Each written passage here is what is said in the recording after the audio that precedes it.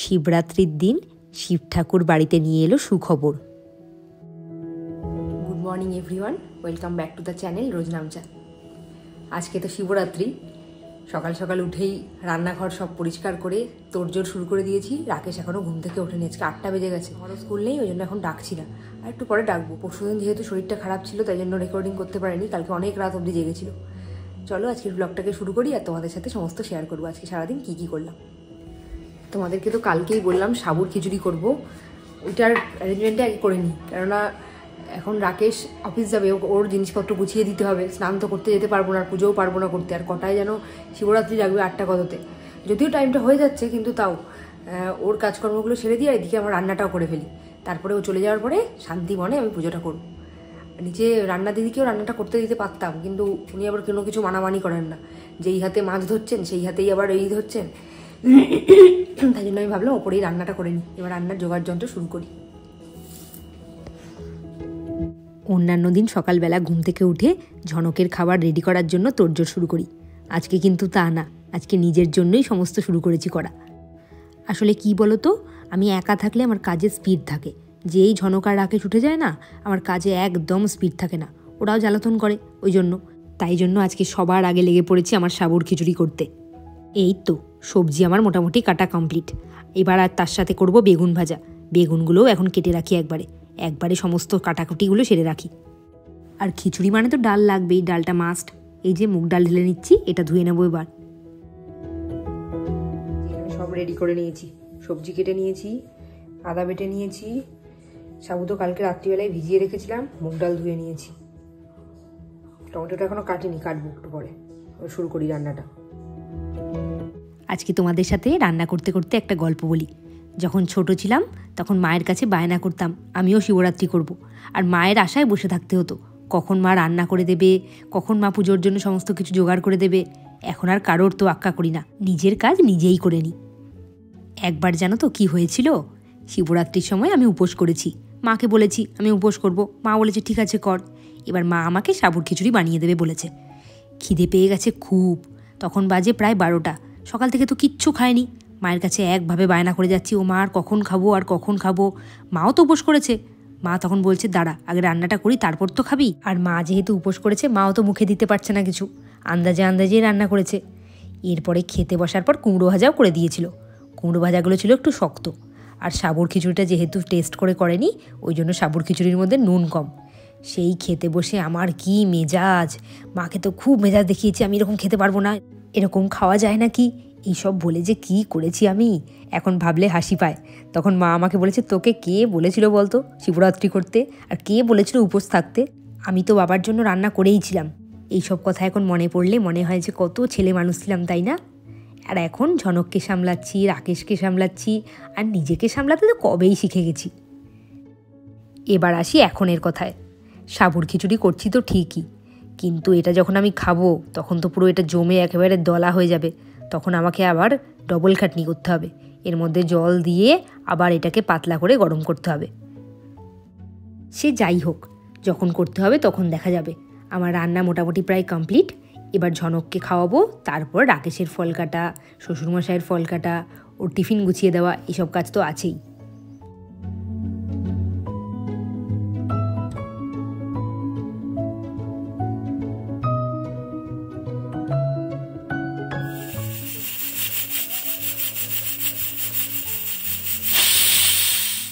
ঝনকের তো আজকে স্কুল ছুটি, আর ও বাড়িতে থাকলে আমাকে যা জ্বালাতন করবে।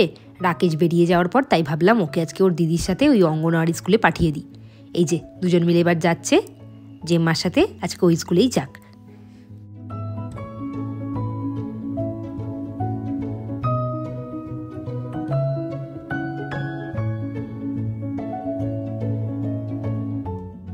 ওরা চলে যাওয়ার পর স্নান সেরে এবার এসে গেছি ঠাকুর ঘরে পুজো করতে। তবে আমার শিব ঠাকুর কিন্তু খুব পুচকি শিব ঠাকুর, ওই দেখো সাইজটা। আজকে একেবারে নিশ্চিন্তে সমস্ত কিছু গুছিয়ে নিয়ে বসেছি পুজো করতে। রাকেশকে যা যা বলেছিলাম সব এনে দিয়েছে আমাকে। এই যে দেখছো লক্ষ্মীনারায়ণ, এটা আমার গৃহপ্রবেশের সময় মা আমাকে দিয়েছিল। আর এই যে রাধাকৃষ্ণের ছবিটা, এইটা আমাকে দিয়েছিলেন আমার শাশুড়ি মা।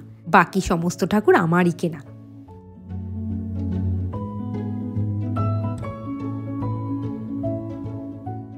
কাঁচা দুধের মধ্যে সমস্ত কিছু মিশিয়ে পঞ্চামৃত বানিয়ে নিয়েছি। এবার এটা দিয়েই আমি শিব ঠাকুরকে স্নান করাবো।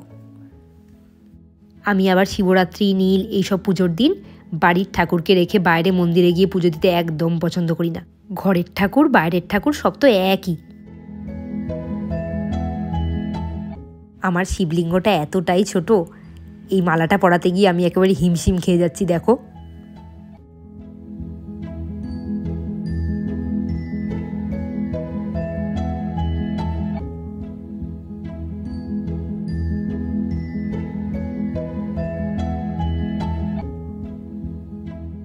শুধু শিব ঠাকুরটাই ছোট না, আমার ঠাকুর ঘরটাও খুব ছোট। ওই জন্য ঠাকুরের সামনে যে এগুলো দেবো ঠিক মতো সেই জায়গাটাও পাইনি। আর ঠাকুর ঘরে জিনিসপত্র রাখলে না আমাকে বাইরে থেকে পুজো করতে হয়, মানে ঠাকুর ঘরে আমার স্থান হয় না।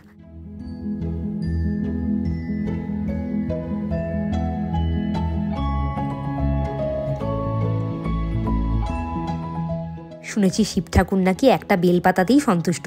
বেলপাতা তো দিতেই হবে, এটা তো মাস্ট। এই শিবরাত্রিতে তোমরাও কিভাবে বাড়িতে পুজো করলে আমার সাথে একটু ছবি শেয়ার করো।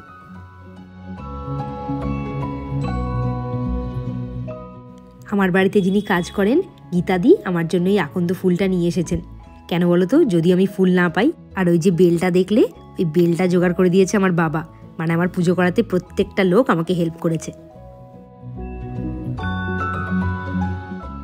শুনেছি আজকে মহাদেবের কাছে নাকি ঘিয়ের প্রদীপ জ্বালাতে হয়, আমিও তাই একটু জ্বালালাম।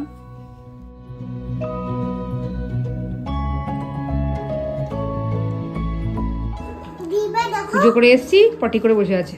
পুজো করে এবার পটি পরিষ্কার করো। বেলুনটা কোথা থেকে নিয়ে এসছো? থেকে কি খবর নিয়ে এসছিস? জেম্মা দিদিভাইকে বকেছে। এটা কি নিয়ে এসছো নিচ থেকে? দেখি দেখি, দেখাও। সারাদিন আজকে এই করবে, একবার উপর একবার নিচে যাচ্ছে আবার।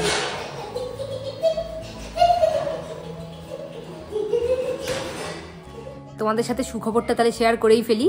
আজকে শুভ দিনে আমাদের ফ্যামিলিতে সুখবর এসে পৌঁছেছে। আমাদের ফ্যামিলিতে নতুন অতিথি এসে গেছে।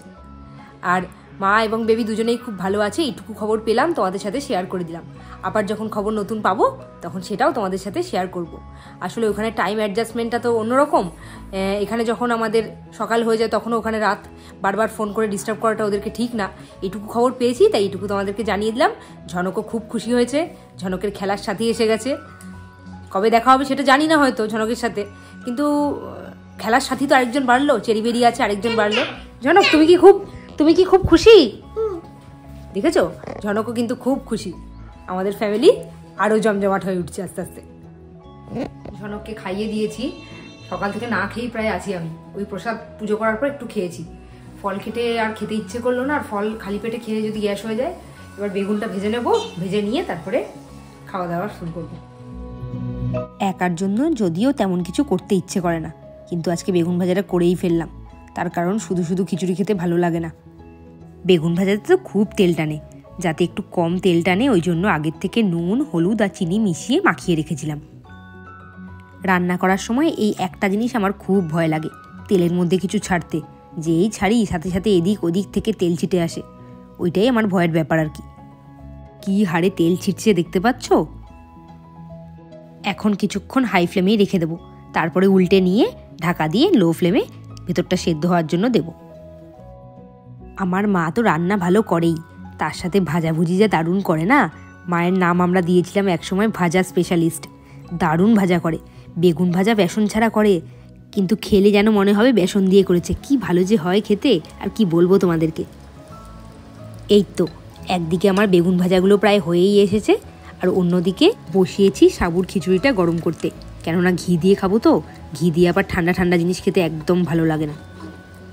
আর সাবু যেহেতু একটু তো ভারী হয়ে গেছেই, এটাকে একটু পাতলাও করতে হবে। ব্যাস, প্লেট নিয়ে এসে গেছি, এবার খাবারটা বেড়ে নিই। মাঝে মাঝে এরকম খাবার কিন্তু মন্দ লাগে না, বেশ ভালোই লাগে। তোমরা কিন্তু ভেবো না আমি অনেকটা খাচ্ছি, আসলে হাতার মধ্যে লেগেছিল, কিছুতেই ছাড়ছিল না। ওই জন্য অল্প অল্প করে উঠছিল বলে এতবার নিতে হচ্ছে। বেগুন ভাজা করার পরে আবার পাঁপড় ভাজা করা হয়েছে, ওই জন্য বেগুন ভাজাগুলো হালকা সামান্য ঠান্ডা হয়ে গেছে। কিন্তু তাতে কোনো প্রবলেম নেই, কেননা আমি খিচুড়িটা তো গরম করেছি। এবার একটু ঘি দিই আর তাড়াতাড়ি সাবার করি। রাকেশ থাকলে দুজনে একসাথে খেতে বসি। আজকে আর কি করব, ও তো অফিস গেছে, অগত্যা একাই বসে খাই। তবে কিন্তু শুধু এই খেয়েই আমার খাওয়া শেষ হয়নি। এই দেখো, এবার একটা আইসক্রিম নিয়ে বসেছি আবার। আজ রাকেশ অফিস থেকে ফেরার পর আমি যখন গেট খুলতে গেছি, ঝনকও আমার পেছন পেছন গেছে। তারপরে ওই দেখো কেমন বাবার আহ্লাদ খেতে খেতে ওপরে আসছে।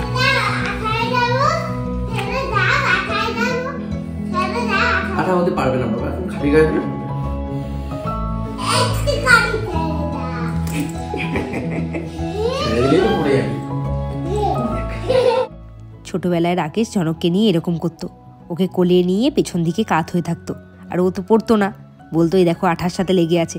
ওইটাই বলছি। বাড়িতে আসার পর রাকেশকে এবার সাবুর খিচুড়ি খাওয়াবো। অবশ্য নিজেই বলেছে খাবে। আর এদিকে সাবু ভিজিয়ে রেখে দিয়েছি, রাত্রিবেলা খুব ভালো করে সাবুটাকে মাখবো সন্দেশ টন্দেশ দিয়ে, আমসত্ত্ব সন্দেশ এসব দিয়ে। তাই জন্য আবার আমার সাবু মাখা সুন্দর যাতে হয় সেই জন্য আবার দেখো প্যাকেটের দুধ এনে দিয়েছে রাকেশ। জানে গরুর দুধ খেতে পছন্দ করি না। ওই যে রেডি হচ্ছে, পড়তে দিতে যাবো। আজকে তো সারাদিন বাড়িতেই ছিলাম। স্কুল থাকলে আর বিকেলের দিকে অতটা মনে হয় বাড়িতেই রেস্ট নিই। আজকে যেহেতু বাড়িতেই ছিলাম একটু রেস্টই পেয়েছি। ওই জন্য ঝনককে পড়তে দিয়ে চেরিবেরির গিফট কিনতে যাব। চেরিবেরির জন্মদিনে কিন্তু আর বেশি দেরি নেই, একদিন বাদ দিয়ে ওদের জন্মদিন। তাই এখন যাচ্ছি, ওদের গিফটটা কিনে নেবো। ওদিকে ঝনকের পড়াটা হয়ে যাবে, তারপরে একসাথে বাড়ি চলে আসবো। কি কিনতে এসছি এখানে আমরা নেব হচ্ছে ওই যে চলে এসছে এই বেবি সাইকেলগুলোই আমরা নেব। যেহেতু চেরি আর বেরি দুজন বোন, একটু বড় সাইজের নিচ্ছি যাতে দুজন মিলে বসে চালাতে পারে সুন্দর করে। ঝনক আর ঝনকের দিদির মতো। তোমরা তো দেখোই ওদেরকে সাইকেল চালাতে সারাদিন। আজ যেহেতু শিবরাত্রি, তাই জন্য আমি তো নিরামিষ খেয়েছি, আর সেরকম ঠেকাঠেকিও কিছু খাবো না। এই জন্য শেষ পর্যন্ত অগত্যা বিরলে আমাদেরকে তো খেতেই হবে। ফুচকাই খেলাম, দই ফুচকা।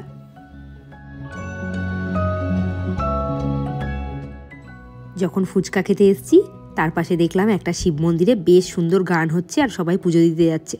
ভাবলাম যাই একটু শিব ঠাকুরের দর্শন করে আসি। যেহেতু খাওয়া জামা কাপড়, তাই জন্য ভেতরে তো ঢুকবো না, ভাবলাম বাইরে থেকেই একটু দর্শন করি, কিন্তু সে আর হলো না। সাবু ভিজিয়ে রেখেছিলাম, কলা, কিশমিশ, গুঁড়ো দুধের প্যাকেট, এখানে নলেন গুড়ের মাখা সন্দেশ, একটা ইন্টারেস্টিং জিনিস এদিকে এই যে আমসত্ত্ব।